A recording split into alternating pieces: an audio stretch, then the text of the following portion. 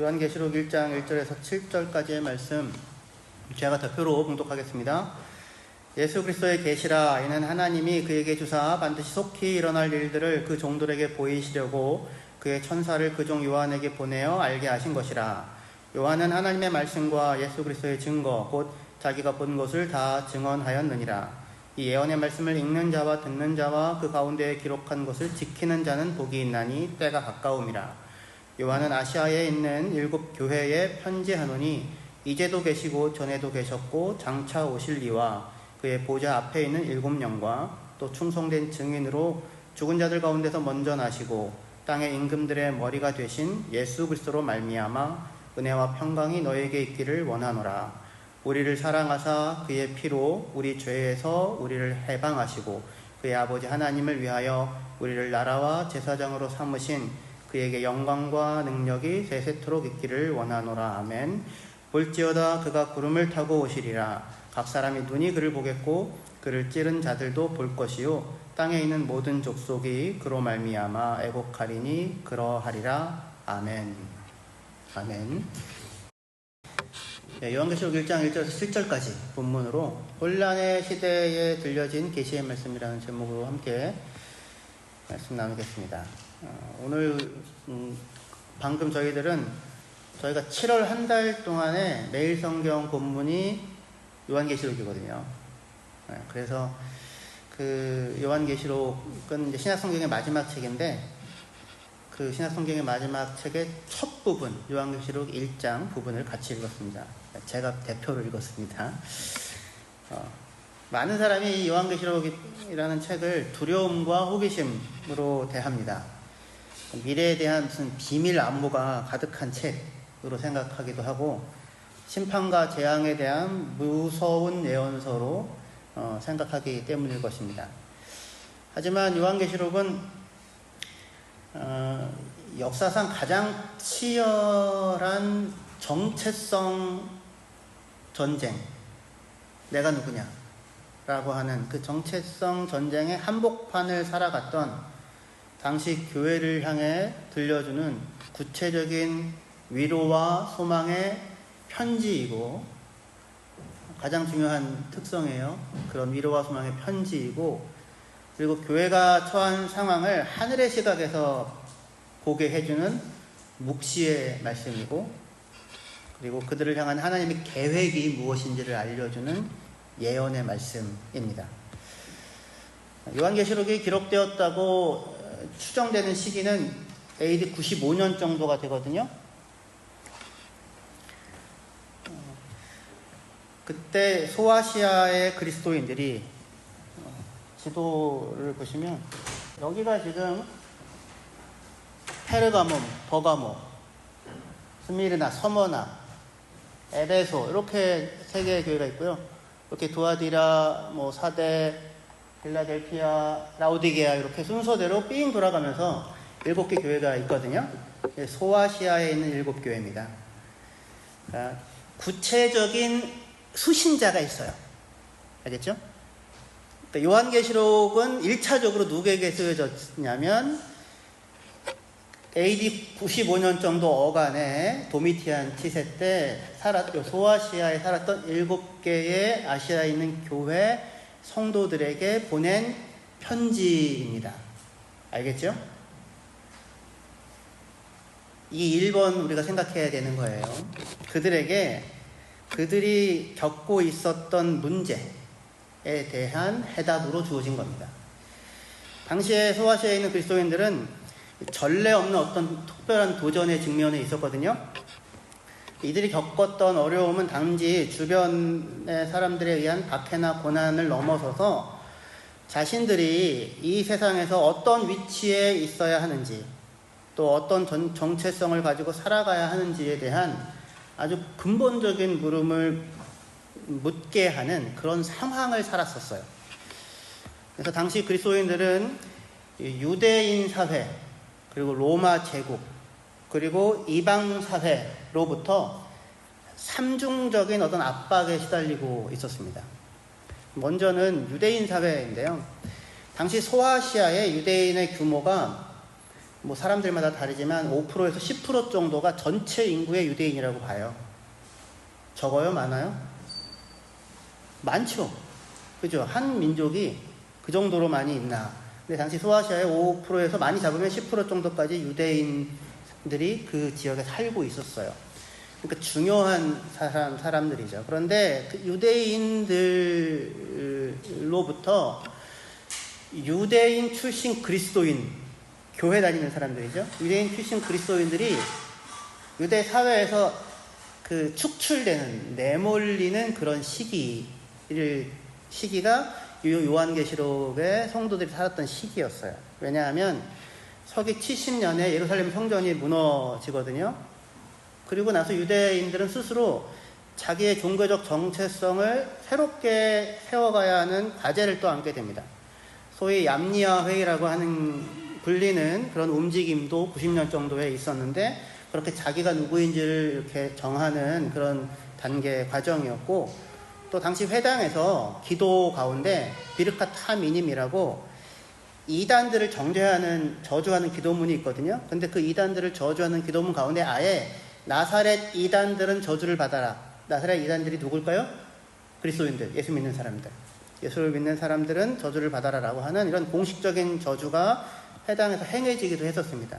그래서 그동안 회당 주변에 느슨하게 공존하며 살았던 유대인 그리스도인들이 이제 유대교 회당에서 완전히 축출되는 그런 상황인 거예요.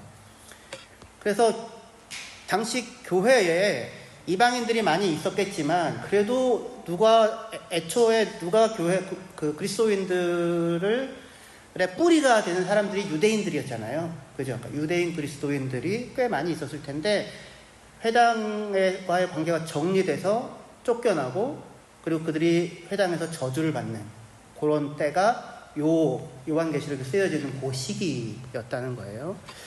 둘째로, 근데 이런 과정에서 로마 제국이 유대인들, 그냥 다 똑같은 유대인들이라고 생각했는데, 또는 유대인 회당 곁에 모여있는 유대인들의 경건에 관심이 있는 이방인들 무리라고 생각했는데, 아니네.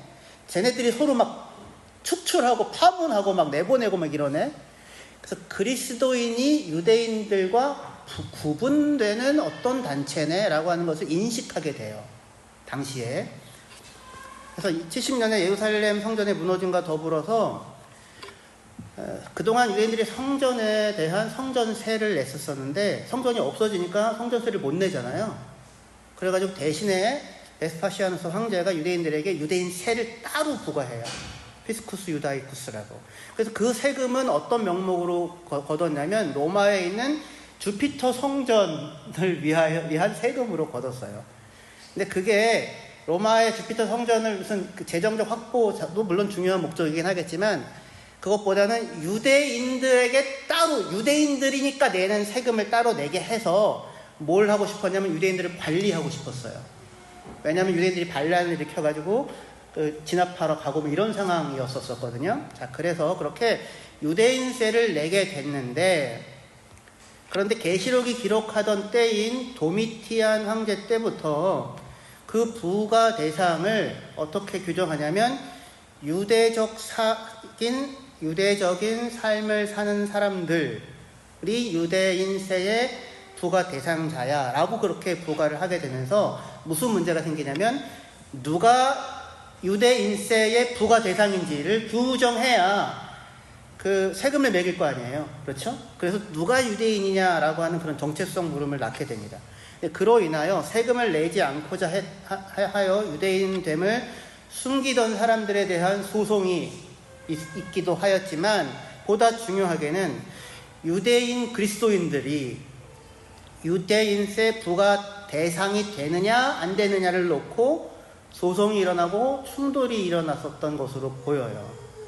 그 과정에서 로마 사회는 유대교의 하위 분파로만 여겼던 그리스도인들이 유대교와 다른 구분되는 어떤 그런 공동체임을 인식하게 됩니다.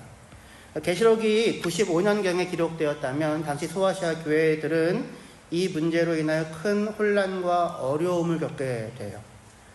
이 영향이 뭐냐면, 세 번째로 이방인 사회로부터 배척과 압박이라고 하는 상황에 놓이게 됩니다. 당시 로마 사회에서 유대인들은 오랫동안 공인된 종교로서 인정받는 어떤 특권을 누려왔었어요. 그래서 무슨 특권이 있었냐면 이방신들에 대한 제사 참여가 유대인들에게는 면제됐습니다. 그리고 황제 숭배에서도 면제되었어요. 왜냐하면 유대인들의 신앙 고백이 뭐예요? 오직 한 하나님만을 섬기고 우상은 안 섬긴다는 거잖아요. 그러니까 유대인들에게 이걸 건드리면 다 죽이든지 이걸 인정해 주든지 뭐 이런 게 유대인들의 신앙의 행태였었던 거죠. 그래서 유대인들의 이러한 특성들을 감안하여 이것을 그냥 인정해 줬습니다. 그래서 유대인들은 뭐가 면제됐다고요? 황제 숭배가 면제되었고 이방 제의에 참여하는 것이 면제가 됐었어요. 그런데 그 특권을 그리스도인들은 못 누리게 된 거예요. 왜냐하면 그냥 이전에는 그냥 쟤네들 다 유대인이지, 그러니까 여기 참여하지 않아도 괜찮겠네, 이렇게 생각할 수 있었을 텐데 지금은 그게 아니라 얘네들이 서로 다르네, 독립된 존재네, 이렇게 되니까 그리스도인들은 더 이상 유대인들이 아닌 거예요. 회당에서도 쫓겨나고 더 이상 유대인으로서의 지위를 유지할 수가 없는 상황이 되었기 때문에 그리스도인들은 더 이상 종교적 예외 상태를 인정받을 수 없게 됩니다. 이 사실이 의미하는 바가 뭘까요? 그리스도인들이 더 이상 협동조합, 길드, 또 무수히 많은 길드들이 있거든요. 협동조합이. 거기에 참여하여 같이 식사를 하는 식사 모임을 하거나 아니면 길드의 종교의식하고 길드 시작하거든요. 거기에 참여하거나 아니면 각종 축제에서의 잔치에 참여하는 데 있어서 면제의 대상이 되지 않게 되었다는 거예요. 그러니까 반드시 참여해야 되는 상황이 됐는데, 그런데 그리스도인들이 거기에 그냥 아무렇지도 않게 참여할 수 있는가라는 문제가 생기죠. 왜냐하면 그리스도인들은 또 똑같이 오직 한 하나님만을 섬기고 오직 예수 그리스도만이 주님이라고 고백하는 사람들이잖아요. 그러니까 이방 신들에 절하고 거기에 바쳐지는 그 제물을 같이 먹고 이렇게 거기 같이 절하고 예배하고 하는 것들에 같이 참여할 수는 없는 상황이 된 거죠. 그래서 당시에 그리스도인이라고 하는 사실을 고백한다는 거는 단지 나 교회 다녀 이런 게 아니에요. 난 교회 다녀. 그래? 그럼 줄줄이 따라 나오는 것이 있는 겁니다. 그래서 다만 종교적인 고백을 넘어서서 아무런 방어막도 보호막도 없이, 유대인들은 그게 인정되었는데 그리스도인들은 이제 그게 없어진 거예요. 아무런 보호막도 없이 경제적 사회적 고립의 상황에 처할 위험에 놓이게 되든지, 아니면 그냥 적당히 타협하고, 나 유대인 아니지만 뭐 굳이 그리스도인이라고 얘기하지 않아도 되고, 아니면 그리스도인이라고 해도 그냥 뭐 나는 괜찮아, 먹고 살아야 되니까 라고 해서 이렇게 적당히 타협하며 살아갈 유혹에 노출되거나 한다는 걸 의미하는 거예요. 그리스도인이다 라고 고백한다고 하는 것이. 당시에 그리스도인들이 뭔가를 잘못하거나 사회에 무리를 일으키거나 한 것이 아니었습니다. 다만 서기 70년 유대 성전이 무너지면서 그간 잠재되어 있었던 그리스도인들의 경계 설정이라고 하는 문제가 유대 사회, 로마 제국, 이방 문화 속에서 피할 수 없게 대두되면서 교회는 이 상황에 어떻게 대처해야 할지를 묻고 답하지 않을 수 없는 그런 처지에 놓이게 되었어요. 바로 이런 상황에서 요한계시록이 써지는 거예요. 이것에 답을 주려고 하는 거죠. 사도 요한은 당시의 교회가 자신들의 현실을 어떻게 바라봐야 하는지 그것을 설명하는데, 그것을 단지 뭐 이런 경우에는 이렇게 해, 이런 경우에는 이렇게 라고 하는 그런 도덕적 지침을 통해서가 아니라, 계시록이라고 부르죠. 요한계시록, 아포칼립시스, 이걸 묵시문학이라고 하거든요. 묵시문학이라고 하는 장르를 통하여 그들의 정체성을 새롭게 정립하는 것을 통해 자신들이 놓여져 있는 현실을 이해하고 그리고 어떻게 대처해야 할 바를 알려주고자 했었던 것입니다. 사실 당시 사도 요한과 소아시아의 교회가 당면했던 그런 정체성 규정에 대한 문제라고 하는 것은 오늘날 우리에게도 사실은 현실적인 문제입니다. 현대교회 또한 안팎으로 여러 가지 어려움을 겪고 있지요. 외부적으로는 교회에 대하여 교회는 독선적이고 비과학적이고 극우적이고 말이 통하지 않는 시대에 뒤떨어진 집단이라는 평가를 받곤 하지요. 그리고 내부적으로는 교회 스스로도 복음에 집중하기보다 오늘날에는 오히려 정치운동으로 변질되거나 아니면 자기의 이익을 지키는데 신앙을 동원하는 데 사용하거나 성공으로 자기 자신을 증명하려고 하는 그런 성공주의의 오류에 빠져 있거나 하여서 나아갈 길에 대한 명확한 방향 제시 없이 그냥 그때그때 상황에만 반응하는 그런 근시안적인 대응을 하고 있어 보입니다. 오늘 우리가 읽어본 요한계시록 1장은 이러한 문제들, 이런 상황 가운데 있는 당시의 교회들에게 답을 주는 것을 통해 우리들에게도 답을 주고 있다라고 하는 거예요. 1절을 먼저 같이 볼게요. 계시록 1장 1절 같이 앞에 보시고 같이 읽겠습니다. 시작. 예수 그리스도의 계시라. 이는 하나님이 그에게 주사 반드시 속히 일어날 일들을 그 종들에게 보이시려고 그의 천사를 그 종 요한에게 보내어 알게 하신 것이라. 하나님은 이런 현실적인 도전과 어려움에 직면한 교회에게 예수 그리스도의 계시를 주셔요. 계시라고 하는 말, 아포칼립시스라고 하는 말은 이렇게 커튼을 젖힌다라는 뜻이에요. 감추어져 있는 것을 이렇게 벗겨서 드러낸다라는 의미입니다. 그러니까 그냥 겉으로 보이는 것, 그 밑에 놓여 있는 것이 무엇인지를 보여주겠다, 이런 얘기예요. 그래서 표면적으로 당시의 교회는 약해 보이고 세상은 어마어마하게 강해 보이지만 실상은 그것과는 다른 것이 그 현실 밑에서, 그 현실 안에서 작동하고 있다라고 하는 것을 들춰내어 보여주는 것, 그것이 요한계시록이라고 얘기할 수 있습니다. 그리고 이러한 현실을 적나라하게 효과적으로 잘 보여주는 방식이 요한계시록이 사용하고 있는 묵시문학이라고 하는 장르예요. 계시록은 묵시문학이라고 하는 특별한 장르로 기록되어져 있습니다. 그러니까 소설에도 장르가 있잖아요. 드라마도 여러 가지 장르들이 있지 않습니까? 스릴러도 있고 무슨 로맨스도 있고, 그쵸? 근데 지금 이거는 어떻게 보면 판타지 문학 같은 거예요. 계시록이 판타지라는 얘기가 아니라 판타지 문학 같은 장르예요. 뭐와 비슷하냐면 나니아 연대기 아시죠? C.S. 루이스가 쓴 크로니클 오브 나니아. 그게 판타지 장르이지만 사실은 거기에 예수 그리스도의 복음이 담겨져 있거든요. 그와 같이 당시 사람들에게 효과적으로 자신들의 처한 상황을 이해하고, 그리고 눈에 보이는 것보다 더 깊은 근저에 무엇이 작동하고 있는지를 이러한 묵시문학이라고 하는 장르를 통하여 들려주려고 했던 것입니다. 요한은 그렇게 상징과 이미지가 가득하면서도 그 가운데 줄거리가 있는 묵시문학이라는 장르를 사용해요. 1장 1절 그 마지막에 보시면 알게 하신 것이라, made it known이라고 하는 말을 사용하고 있는데, 여기 알게 하신 것이라고 하는 말로 사용된 헬라어 표현이 세마이노라는 말로서 사인이라는 말이 여기서 나와요. 그러니까 표징, 심볼이나 사인을 통하여 알려준다라는 말을 직접 그냥 쓰고 있습니다. 내가 알려줄게. 뭘 통하여? 심볼이나 사인을 통하여, 상징이나 표징을 통하여 알려줄게, 이렇게요. 그러니까 하나님은 상징과 표징을 통해 진리를 계시하고 계신 것입니다. 하나님이 왜 이렇게 상징적이고 그런 어떤 이미지가 가득한 언어, 즉 묵시문학이라고 하는 특별한 그릇에 그분의 계시를 담아 주는 것일까요? 그것은 그리스도인들이 마주한 현실이 단지 사회 문제가 아니라, 단순한 사회 문제가 아니라 그 더 밑에 훨씬 더 깊은 종교적 차원이 놓여 있는 문제였기 때문입니다.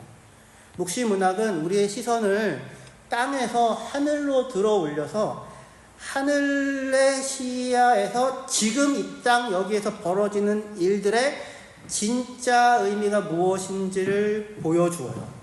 그래서 현실에 대한 새로운 관점을 갖게 합니다.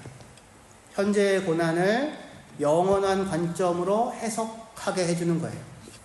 해석된 고난은 더 이상 고난이 아니다라는 그런 말이 있어요. 현재 그들이 겪는 고난에 대한 하늘의 시각에서의 해석을 들려주는 것입니다. 계시록 1장 4절에 요한은 아시아에 있는 7교회에 편지하노니 이제도 계시고 전에도 계셨고 장차 오실 이와 그의 보좌 앞에 있는 7영과 이렇게 얘기하는데, 하나님을 뭐라고 설명합니까? 이제도 계시고 전에도 계셨고 장차 오실 분으로 하나님을 소개하고 있어요. 사람들의 눈에는 로마 황제의 권세가 영원할 것처럼 보였을 거예요. 황제의 동상이 정말 도시 곳곳에 있었고 그의 얼굴이 새겨져 있는 동전이 매일 그들의 손을 거쳐 갔었습니다. 황제야말로 이제도 있고 전에도 있고 앞으로도 있을 영원한 권력처럼 보였을 거예요. 하지만 요한은 선포합니다. 진짜 왕은 따로 있다고. 그분은 영원하신 하나님이시라고. 지상의 황제가 아무리 위세를 떨어도 그는 잠시 있다 사라지는 존재에 불과하다고. 하지만 우리의 하나님은 시간을 초월하여 역사를 주관하시는 분이시라고 그렇게 들려주는 것입니다. 이러한 관점, 이러한 시각이 소아시아의 교회들에게 큰 위로가 되었을 것입니다. 왜냐하면 그들은 매일같이 로마 제국의 위력을 목격하고 살아갈 수밖에 없었어요. 정말로 말 그대로 황제의 동상이 곳곳에 세워져 있고요. 황제의 숭배 의식이 성대하게 치러지고 있습니다. 이에 비해 그들은 작고 무력한 소수 집단처럼 보였을 거예요. 하지만 묵시문학은 스스로를 바라보는 다른 시각을 제시해줘요. 지상에서의 로마 제국이 강력해 보이지만 하지만 하늘에는 하나님께서 보좌에 앉아 계십니다. 하늘이 열리고 내가 봄에 이렇게 하늘을 보게 되거든요. 지상에서는 황제가 숭배를 받고 있지만 하늘에서는 어린 양이 찬양을 받고 있습니다. 지상에서는 그리스도인들이 패배한 것처럼 보여지지만 하늘에서는 이미 그들의 승리가 확정되어 있다고 들려줍니다. 이 땅의 시각이 아닌 하늘의 시각으로 자기 자신을 바라보고 자기가 누구인지 이야기할 수 있는 시선이 묵시를 통해 성도들에게 제공되는 것입니다. 내가 누구인지에 대하여 할 이야기가 있는 자들인 거예요. 지금 이 계시록은 당시에 제국의 거대한 세력 가운데 굉장히 위축되어질 수밖에 없어 보이는 당시의 성도들에게 그들이 누구이고 그들을 향한 하나님이 갖고 있는 이야기가 무엇인지를 들려주는 것을 통하여 자기가 누구인지를 확인시켜준다라고 하는 것입니다. 이건 오늘날 우리도 마찬가지입니다. 세상은 그리스도인들을 일종의 시대착오적인 존재로 볼지도 모르겠어요. 과학과 이성의 시대에 아직도 믿음을 얘기하고 개인주의의 시대에 아직도 공동체를 이야기하고 성공지상주의의 시대에 아직도 희생과 섬김을 말하는 우리가 이상해 보일 것입니다. 하지만 계시록은 우리에게 하늘의 관점을 보여줘요. 그게 어리석은 게 아니라고. 그게 진정한 지혜라고. 그것이 바보 같은 손해가 아니라고. 그것이 오히려 영원한 이름을 얻는 영광의 길이라고 우리에게 담대하게 들려주는 것입니다. 이러한 시각을 가지고 7절 말씀을 같이 보도록 하겠습니다. 계시록 1장 7절이요. 볼지어다 그가 구름을 타고 오시리라. 각 사람이 눈이 그를 보겠고 그를 찌른 자들도 볼 것이요 땅에 있는 모든 족속이 그로 말미암아 애곡하리니 그러하리라. 아멘.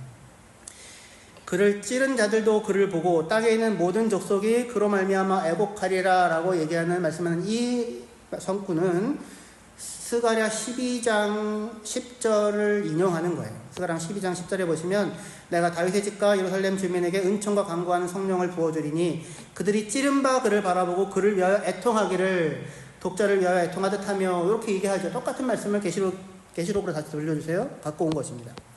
여기 스가랴에서 그들이 그 찌른 바 그를 바라보고 그를 위하여 애곡하리라 라고 할 때 여기 애곡한다, 운다는 말은 단지 심판 앞에서 두려워 떠는 자의 눈물을 말하는 것이 아니라 문맥상 회개의 눈물을 말해요.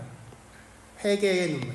그런데 스가랴에서 이 말씀은 이스라엘에게만 한정된 예언이었는데 사도 요한은 계시록 1장 7절에서 이것을 땅에 있는 모든 족속이 애곡하리라 라고 하여 땅에 있는 모든 족속으로 그 대상을 확대합니다.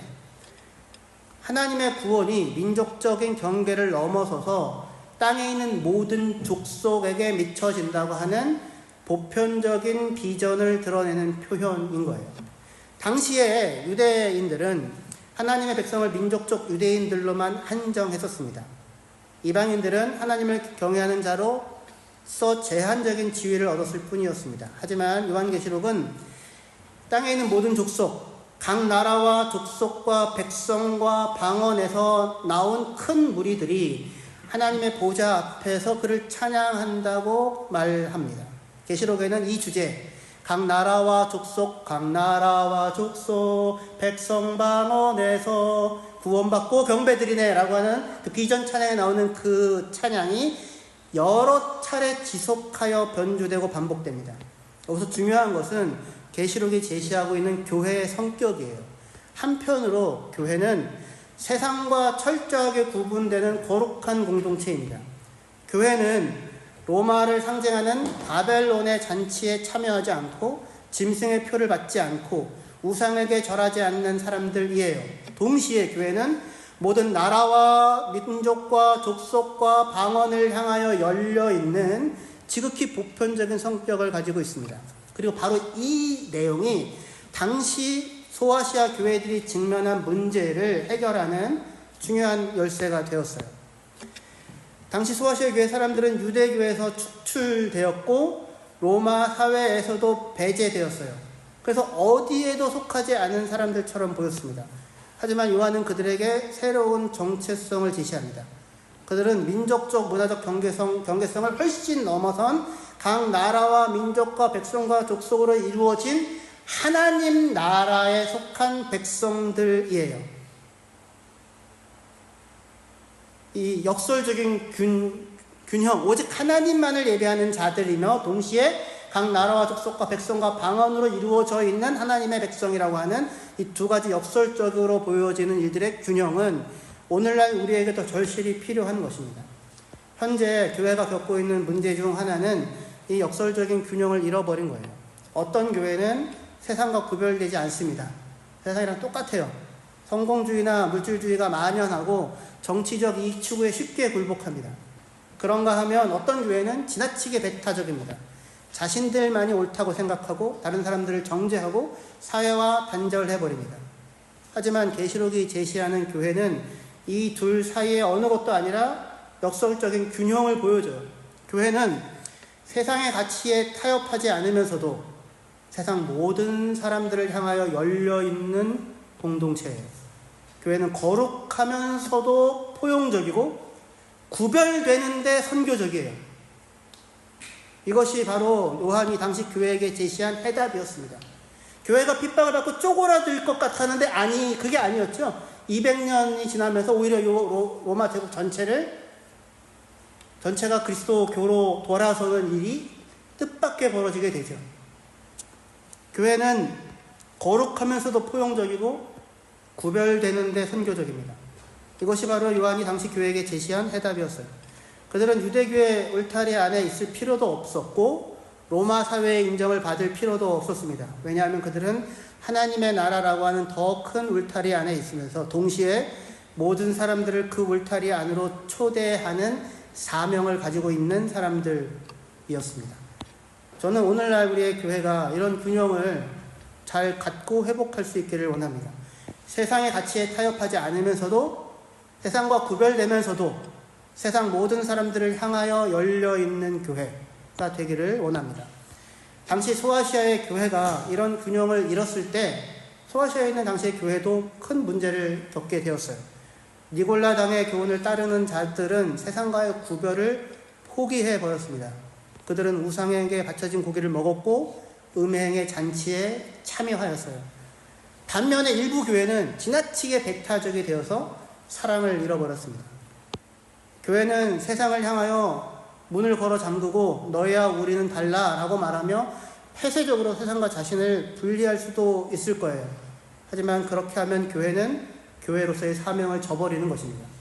그렇다고 교회가 세상과 똑같은 방식으로 세상의 잔치에 참여하여 음행의 포도주에 취하는 것 또한 교회의 사명을 저버리는 것이 될 것입니다. 그럼 우리는 어떻게 이 역설적인 균형을 잃지 않은 채 이 세상의 빛과 소금의 역할을 감당할 수 있을까요? 그것은 우리가 누구인지를 확인하는 것에서부터 시작됩니다. 다시 말해 요한이 보여주는 교회의 정체성에 대한 규정에서 우리의 삶의 모든 원리가 비롯되어 나온다고 하는 사실을 확인해야 할 거예요.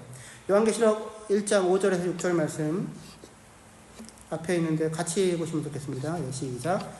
또 충성된 증인으로 죽은 자들 가운데서 먼저 나시고 땅의 임금들의 머리가 되신 예수 그리스도로 말미암아 은혜와 평강이 너에게 있기를 원하노라. 우리를 사랑하사 그의 피로 우리 죄에서 우리를 해방하시고 그의 아버지 하나님을 위하여 우리를 나라와 제사장으로 삼으신 그에게 영광과 능력이 세세토록 있기를 원하노라. 아멘. 5절에 보시면 거기에 우리가 누구인지 우리의 새로운 정체성에 대한 규정이 나옵니다. 우리가 누구인지. 우리의 새로운 정체성은 우리의 자격이나 우리의 노력에서 비롯된 것이 아니라 전적으로 우리를 향한 그리스도 예수의 세 가지 행동에서 비롯됩니다. 5절 후반절에 그리스도께서 우리를 사랑하셨다. 그리고 우리를 그의 피로 해방하셨다. 셋째로 우리를 나라와 제사장으로 삼으셨다라고 말씀합니다. 이것이 우리가 누구인지 우리의 새로운 정체성을 구성합니다.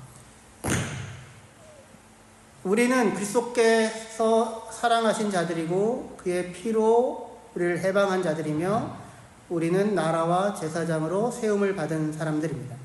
우리가 누구이냐라고 하는 이러한 정체성은 우리가 노력하여 자격을 얻어서 가지게 되었던 것이 아니었고 은혜로 우리에게 허락되었던 것이었어요. 우리는 우리 스스로를 정결하게 한 자들이 아니라 어린 양의 피로 그 옷을 씻은 자들이죠. 이것이 우리가 성도, 곧 거룩한 무리로 불리는 까닭이고 우리가 나라와 제사장으로 불릴 수도 있었던 이유였습니다. 본문은 예수께서 우리를 사랑하셨고 그의 피로 우리를 해방하셔서 우리를 나라와 제사장으로 삼았다고 선언합니다. 그게 우리에 대한 얘기예요. 이때 우리를 나라로 삼았다고 하는 표현은 언뜻 이해가 가지 않습니다. 나라로 삼았다니. 우리가 그의 나라라고 하는 말은 무슨 말이냐면 우리 자신이 하나님의 통치가 나타나는 공간이에요. 나의 존재 자체가. 내 안에 뭐가 보여집니까? 하나님의 통치가, 하나님의 나라가 보여지는 거예요. 내가 그의 나라입니다.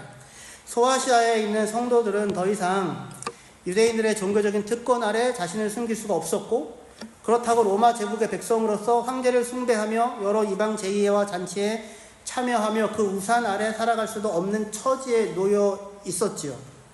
유대인도 아닌데 유대인들의 신을 섬기고 로마 제국에 살면서 황제 숭배와 이방 제의 참여를 거부하는 교회를 보면서 세상은 손가락질하고 유대인들은 교회를 비난했습니다.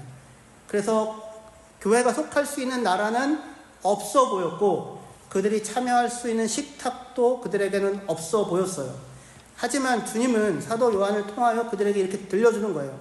계시록 5장 1장 5절 하반절 다시 보세요. 우리를 사랑하사 그의 피로 우리를 죄에서 해방하시고 그의 아버지 하나님을 위하여 우리를 나라와 제사장으로 삼으신 그에게 영광과 능력이 세세토록 있기를 원하노라. 아멘. 당시 소아시아에 있는 그리스도인들은 대체적으로 사회적으로 낮은 계층에 속한 사람들이었습니다. 노예들, 해방 노예들, 가난한 자들이 주류였어요. 로마의 시민권 없었고 정치적 발언권도 없었고 경제적 영향력도 없는 자들이었습니다. 그러나 하나님은 그들을 사랑하셨고 그들을 자신의 나라로 삼고 그들을 하나님을 섬기는 제사장으로 삼았어요. 로마 제국의 기준으로 보면 아무것도 아닌 자들이었지만 하나님 나라에서의 기준으로 보면 그들은 너무나도 중요한 존재였습니다. 왜냐하면 그들이 하나님의 통치가 지금 이루어지고 있는 하나님 나라이고 그들이 하나님의 식탁에서 섬기고 있는 그 나라의 제사장들이기 때문입니다.